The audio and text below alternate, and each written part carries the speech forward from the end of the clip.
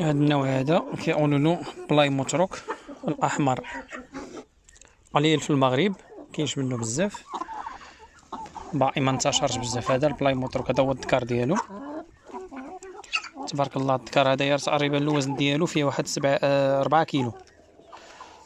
هذيك النتوه هذيك ديالو راه هي كانت وزنت هذيك النهار كانت فيها شي 3 كيلو شي حاجه. هاد النتوه هادو عندي كوبل، هادو جوج، وهذا الذكر ديالهم وهادوك وليداتهم راهم هيا. عندي منهم شي حاجه صغيره.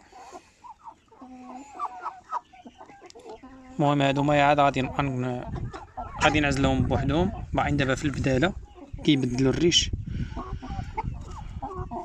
وفي التعامل ديالهم ظرايفين، يعني ماشي شي نوع صليب ولا شي حاجه، عندهم تعامل زوين.